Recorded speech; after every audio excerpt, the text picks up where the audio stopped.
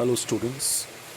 In this session, I am going to discuss with you another type of capital which is required by a business organization, which is called working capital. In our last session, we discussed the meaning of fixed capital and different factors which are to be considered for determining the amount of fixed capital which will be required by a business. In this session, we are going to discuss the concept of working capital. So, the next topic is, if you want to write in the form of a question, the question will be, what do you understand by working capital? What do you understand by working capital? Answer, you write textbook page number 29. Answer, textbook page number 29. You open the bracket from the sentence under working capital, which says working capital means the capital invested in the working assets or current assets such as cash, stock of goods, debtors and short-term investments, etc. Close the bracket there. Then come down to the last sentence of this paragraph and start marking from there. It consists, it over here means working capital, it consists, after that give an arrow and write mainly. It consists mainly of cash receipts from sales, and after sales give an arrow and write, and short-term loans taken from banks.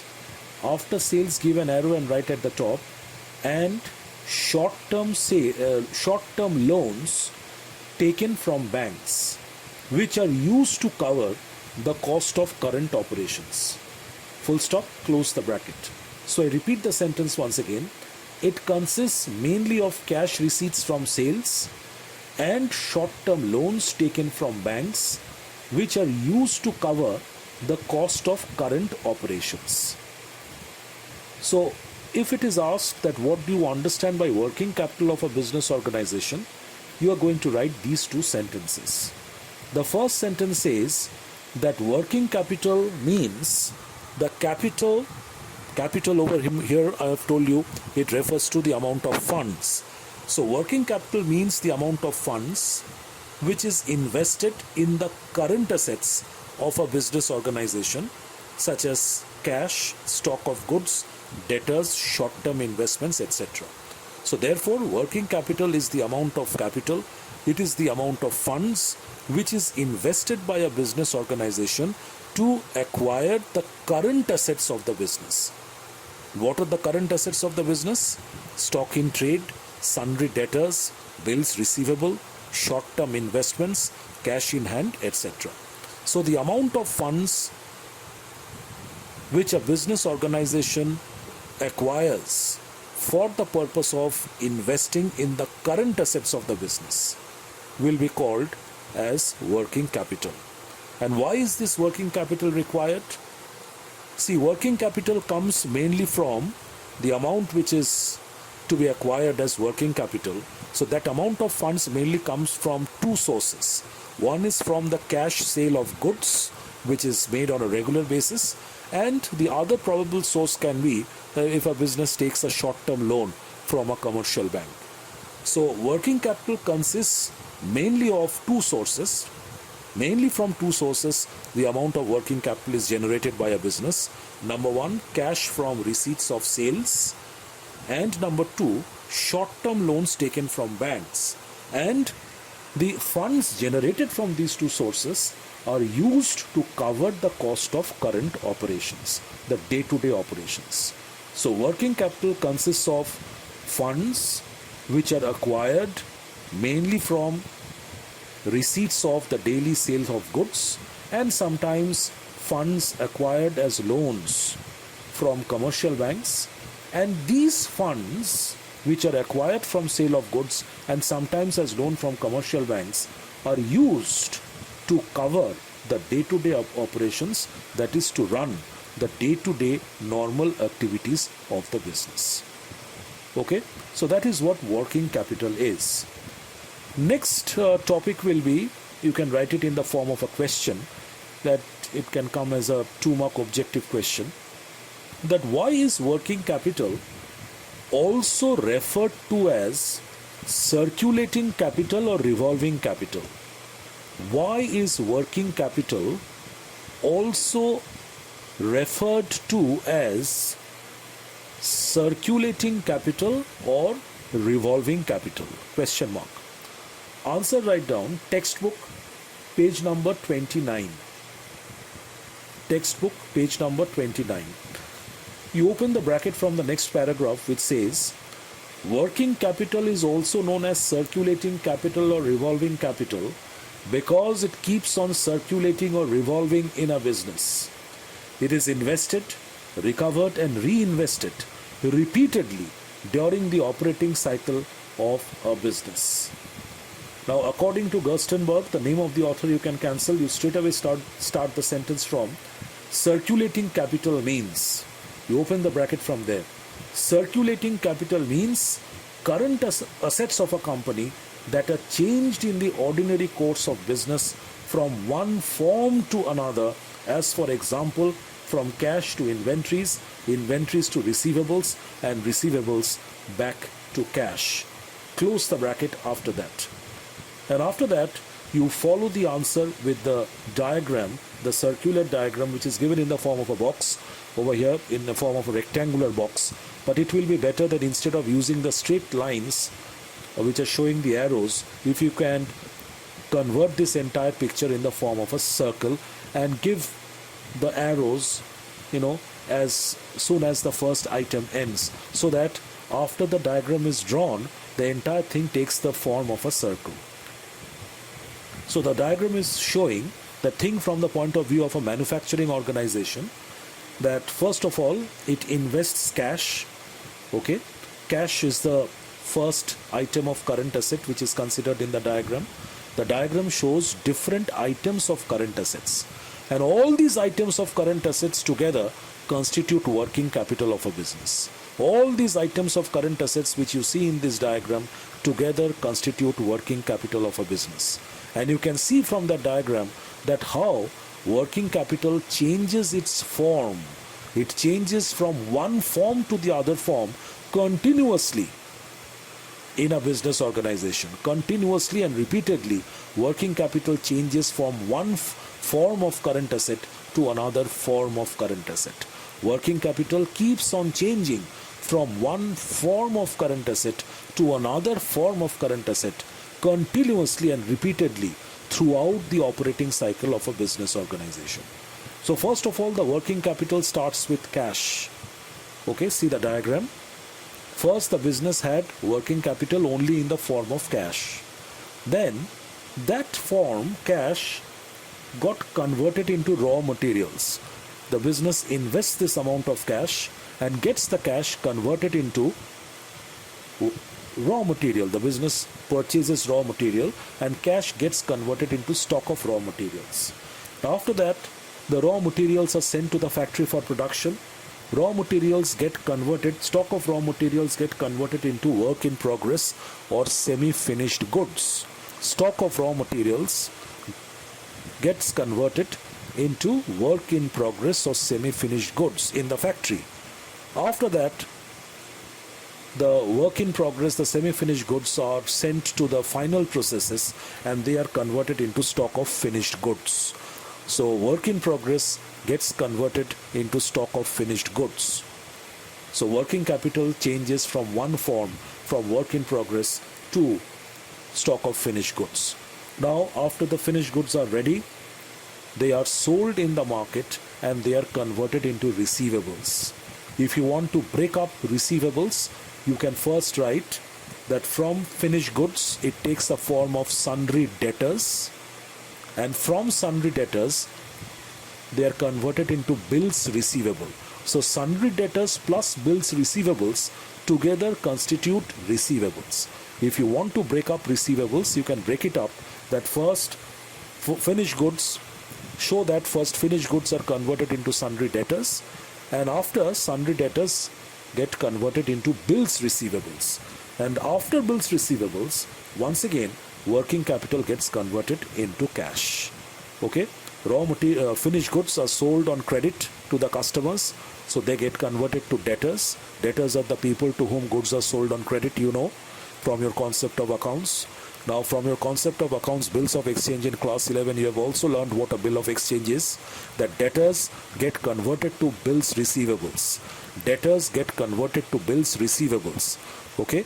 And ultimately, on the maturity dates of the bills, the business organization receives cash against the bills. So bills receivables ultimately get converted into cash.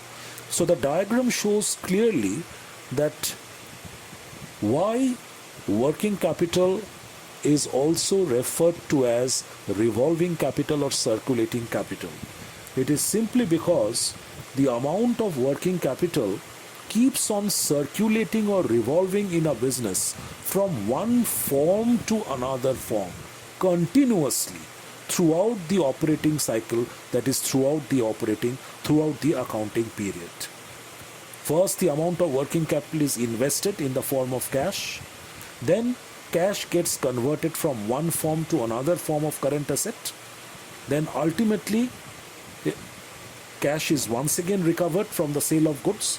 And once cash is recovered from the sale of finished goods, that amount of cash is once again reinvested in the business. So this process continues repeatedly and continuously quite a few times during the same operating cycle or accounting period of a business organization. So this is why working capital is also referred to as circulating capital or revolving capital. It keeps on changing from one form to another form.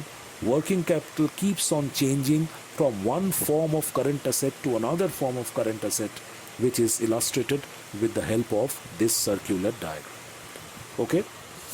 Now, let us move on to the next topic. Mark the last topic important, that question, why is working capital also referred to as circulating capital or revolving capital? Mark that question important. Now, next topic of discussion is also very, very important from the point of view of objective questions. Any objective question can come from this part. So the next topic is types of working capital. Please write types of working capital and mark the topic very important. Answer you write for types of working capital. You are going to study this from the textbook, pages 30 to 31. Textbook, pages 30 to 31. Open page number 30 of your textbook. Open the bracket from the heading types of working capital. Open the bracket from the heading types of working capital. First, see the flow chart. Mark the flow chart, very important. The flow chart shows us at a glance that how working capital is classified. Working capital is first classified into two broad categories or two main types. Number one, permanent working capital, and number two, temporary working capital. Permanent working capital, as the flow chart shows, permanent working capital in turn can be of two types: initial working capital and regular working capital. And temporary working capital, as shown by the flow chart, is once again of two types: seasonal working capital and special working capital. So practice this flow chart well. Now you have to study the meaning of each and every term which you see in this flow chart along with suitable examples. First thing, permanent working capital. Underline permanent working capital. First of all, you have to learn what is meant by permanent working capital. So underline permanent working capital. It says it refers to the minimum amount of working capital required permanently to operate the minimum level of business activity. You write to operate or maintain. To operate or maintain.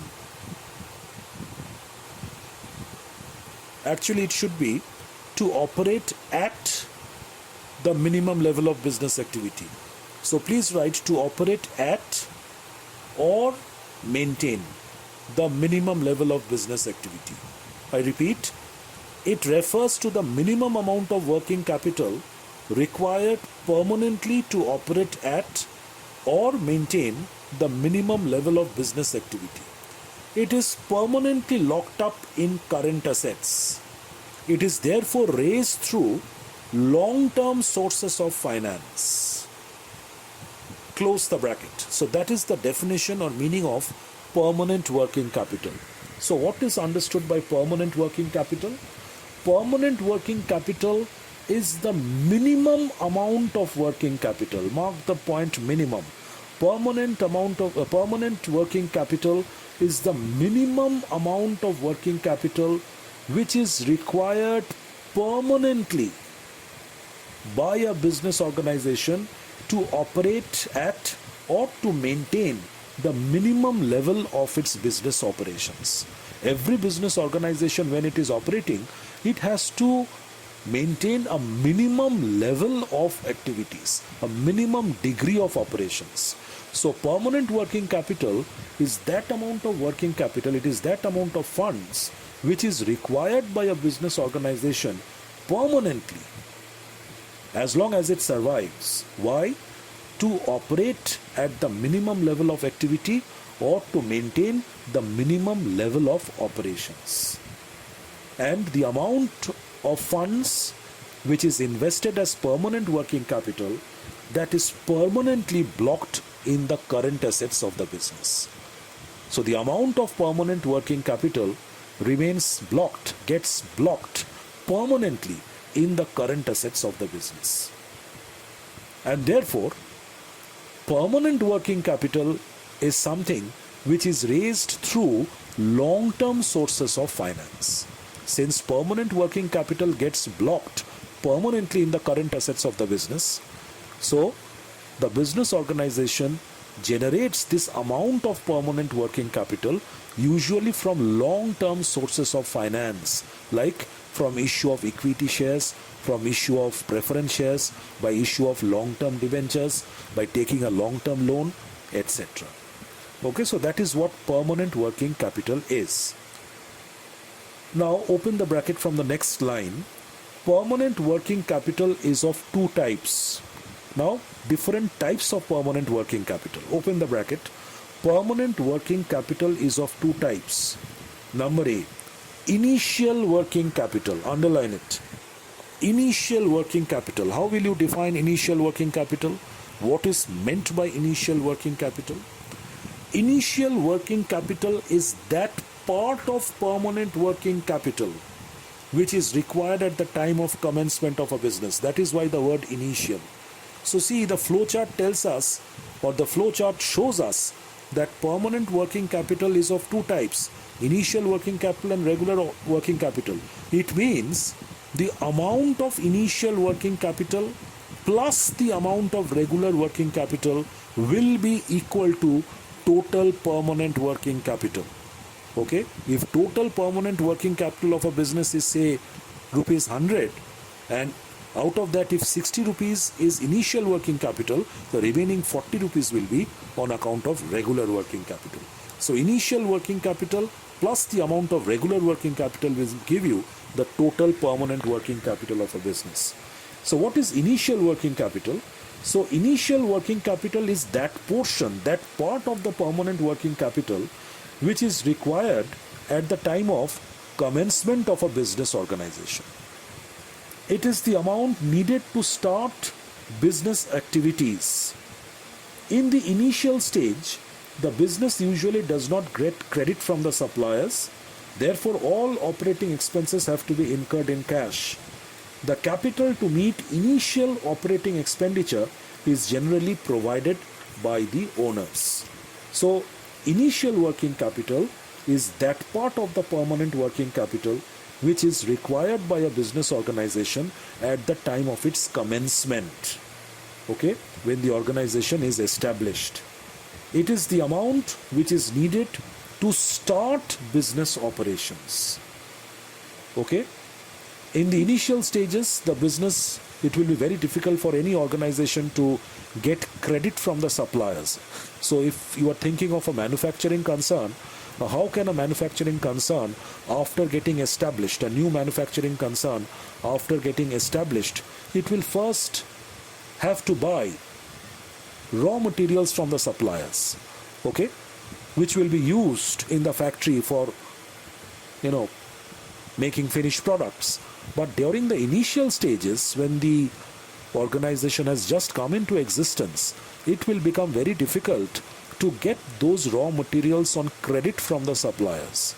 So therefore, at the initial stages, the organization has to invest, has to acquire and has to invest sufficient amount of cash to get raw materials and other supplies from the market in cash, because it is not going to get credit at the initial stages. So that amount of cash which is required to start the initial operations, that amount of funds which is required to buy the current assets initially at the time of commencement of the business. So that is called initial working capital. Okay, and this amount of initial working capital, your common sense will tell you, because the organization is not getting credit at that point in time. So the amount required for initial working capital will be funded by the owners of the organization, will be provided by the owners of the organization. Another type of your permanent working capital, another part rather of permanent working capital is called regular working capital. So what is regular working capital? Please underline regular working capital. It means that part of permanent working capital which is required for the continuous business operations. Once the business organization has been established, initial working capital has been invested, initial set of operations have already been undertaken, initial working capital has already been provided by the owners. Now the organization has started operating. Now after some time, it is going to require more amount of working capital because its scale of operations will slowly and steadily increase. So therefore there will be a requirement of further permanent working capital. Okay, and this further addition in permanent working capital, which will be required after a certain point in time when the organization has settled and it is now functioning well. Okay, so that working capital is called the regular working capital. So regular working capital means that part of permanent working capital, it is also a part of permanent working capital. It is permanently required by the business. It is required for the continuous business operations. So regular working capital is that part of permanent working capital which is required by a business organization to continue its business operations without any interruption. It represents the excess of current assets over current liabilities. Please underline this sentence. The total amount of current assets of a business organization on a particular date minus the total amount of current liabilities of the same business on the same date gives us an amount. So that amount is called regular working capital. That is actually the regular working capital. So if regular working capital is nothing but it is a part of the permanent working capital which shows the excess of current assets, which indicates the excess of current assets over current liabilities on a particular date. So if on a particular date the total amount of current assets of a business is say rupees 100, and on the same date the total amount of its current liabilities is rupees 80, so we will say that regular working capital which is maintained by the business any time and every time during the year is that on an average 100 minus 80 equal to rupees 20. Total of current assets minus total of current liabilities, that excess amount is called regular working capital. Total of current assets minus total of current liabilities gives us an amount which is maintained by the business on an average all throughout the year. And that amount which is maintained by the business all throughout the year is called regular working capital. It gives a support to the business to continue its business activities in an uninterrupted manner throughout the year. So that excess of current assets over current liabilities, that extra amount which we are referring to as regular working capital, that gives the support to a business organization to maintain its business operations throughout the accounting period without much obstacles and interruptions. It consists of enough cash to meet short-term obligations. With the help of this regular working capital, what does a business organization do? It meets its short-term liabilities. It helps the business to build up sufficient amount of stock, that is inventory of finished goods or raw material, and to ensure quick delivery to the customers. So why is it necessary for a business organization to maintain this excess amount of current assets over current liabilities, which we are referring to as regular working capital? Because regular working capital helps a business organization to meet its short-term obligations, that means its short-term liabilities. It helps a business organization to build up adequate amount of inventory, that is stock of finished goods, and it also helps a business organization to deliver the goods to the customers quickly at the right time.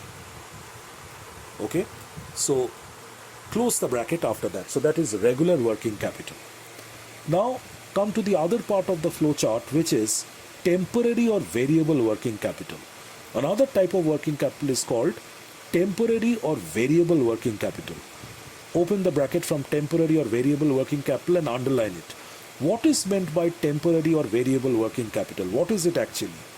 It is the working capital that is required in addition to the permanent working capital. It is required to meet seasonal and special needs of a business. It is fluctuating in nature and is therefore known as variable working capital. The amount of temporary working capital depends upon the extent of extra demand in season and exigencies of urgent circumstances. You may not write this sentence, you can close the bracket after therefore known as variable working capital. That will be enough. So close the bracket after therefore known as variable working capital. Now all of you listen. What is meant by temporary or variable working capital? Mind you, the flow chart shows that permanent working capital plus temporary working capital will give you the total amount of working capital of a business organization. Permanent working capital plus temporary working capital will give you the total amount of working capital of a business organization. So we have already discussed permanent working capital, and we have found out that we have learned that permanent working capital is that amount of working capital which is required to be maintained in the business organization permanently as long as the organization continues to survive. That permanent amount of working capital gets locked up in the current assets of the business permanently. It is required to help a business organization to maintain its minimum level of operations. So that is what permanent working capital is. It is required by a business organization throughout the year and throughout its lifetime. Now, what is temporary working capital? The amount of working capital which is required by a business organization in addition to permanent working capital is called temporary working capital. The amount of working capital, or you can say the extra amount of working capital which is required by a business organization in addition to the permanent working capital is called temporary working capital. Now, why is this temporary working capital required, which is over and above the permanent working capital? It is required to meet seasonal and special needs of a business. During some special seasons, this is true for a business which is dealing with seasonal products. So during the peak seasons, during the season time, as we say, when the demand of the product increases to a large extent, and the quantity of sales also needs to be increased, then what happens? The business organization has to increase its production by a few times more just before the good season arrives. So in order to produce that extra quantity of goods to meet the seasonal demand, additional working capital will be required. More working capital will be required, which is temporary working capital. Because this additional working capital will not be required in other parts of the year. It is just required just before the peak seasons to increase the volume of production. So that additional working capital which is required by a business organization over and above the permanent working capital to increase its production during the peak season or just before the peak season is called temporary working capital. Another circumstance or another reason why a business may require this additional capital called temporary working capital is to meet future contingencies.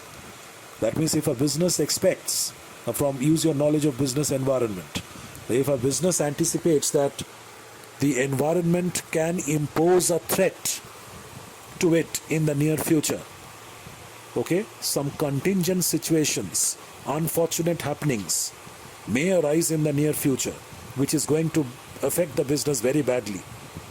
So in that case, it will be a prudent decision to keep aside certain amount of money to face that threat, to encounter that threat which is about to arise in the near future. So therefore, additional working capital is also required to meet future contingencies, to face the upcoming threats. So that additional capital which is set aside to meet future contingencies and to face upcoming threats is also temporary working capital. So therefore, let us come back. What is meant by temporary working capital? That it is the working capital that is required in addition to the permanent working capital. Why is this additional working capital required? It is required to meet seasonal and special needs of a business. And this temporary working capital is fluctuating in nature. It fluctuates from season to season. It fluctuates keeping in mind the nature of threats which are about to arise in the near future. So this amount of additional capital keeps on fluctuating, and therefore it is also known as variable working capital. So close the bracket after that. Now open the bracket from the last sentence of the paragraph. Temporary working capital is of two types. Open the bracket from there.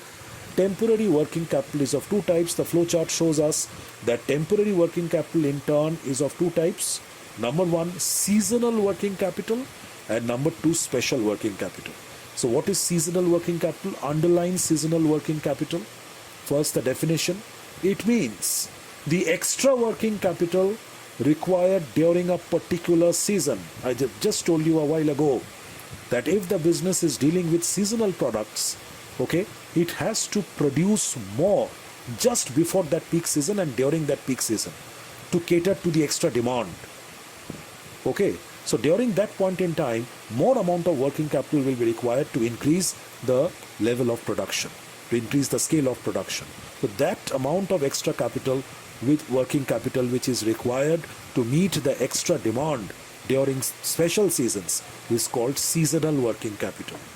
So seasonal working capital means the extra working capital required during a particular season. For example, firms dealing in products of a seasonal nature, for example, woolen garments, fans, umbrellas, etc. So these are all seasonal products. So business organizations which are producing these seasonal products require more working capital during the busy season. Close the bracket there. Then come down to the next sentence, to this particular, the last sentence of the paragraph, and open the bracket from there. When the busy season begins, additional working capital is required to buy more raw materials and pay extra labor costs. So write the sentences in this way, when the busy season begins, additional working capital is required to buy, please write, more raw material and pay extra labor costs, and close the bracket after that. So I hope you have understood what seasonal working capital is. So it is a type of temporary working capital. It is that additional working capital which a business requires to cater to the extra demand arising in the peak seasons. Now another type of temporary working capital is called special working capital. So open the bracket from special working capital and underline it. What is special working capital? It refers to the extra funds required to meet future contingencies that may arise in future, which I've already told you just a few while ago, that any amount of extra fund which is set aside by a business organization to meet future contingencies and to encounter threats which may arise in near future, that extra amount of working capital is called special working capital. So it refers to the extra funds required to meet future contingencies that may arise in business. It is advisable to set up a reserve working capital. It is advisable to set aside some amount as a reserve, and call it a reserve working capital, to act as a cushion, safeguard in times of emergencies. A business firm sets aside additional funds to cope with unforeseen contingencies, such as, some examples are given. And why does a business organization need to set aside some amount as reserve working capital, that is special working capital? Because of the following contingencies. Number one, special operations to meet sudden spurt in demand. And all of a sudden, if the demand of the product increases due to some reason, not because of the good season, due to some season or due to some particular reason, okay, which does not happen regularly, but due to a special reason, all of a sudden the demand of the product increases. Now, if you don't have that extra support, that extra working capital with you, the business organization won't be able to take advantage of that, situation, of that opportunity. Then unusually stagnant periods of depression leading to piling up of inventory. What is exactly happening now? Okay, so during phases of depression and tremendous recession, okay, like the pandemic outbreak which you are passing at the present moment, okay, producers will find it very difficult to sell products at the normal level in the market. So therefore, the stock of inventory will keep on piling till normalcy is restored. So extra working capital will be required to encounter that unfortunate situation. Then other unfortunate situations like strikes, lockouts and natural calamities like earthquake, flood, fire, etc. To encounter such other natural calamities like earthquakes, flood, fire, tsunami disaster, etc. and to fight unfortunate situations like strikes, lockouts, etc. which can break out any moment in the factory, that additional support in the form of special working capital is required. So special working capital is that working capital which refers to the extra funds which a business organization has to keep aside to meet future contingencies. Okay, it serves as a cushion, it serves as a safeguard to the business in times of emergencies. So close the bracket after that point number 3. So with this we conclude our discussion on different types of working capital.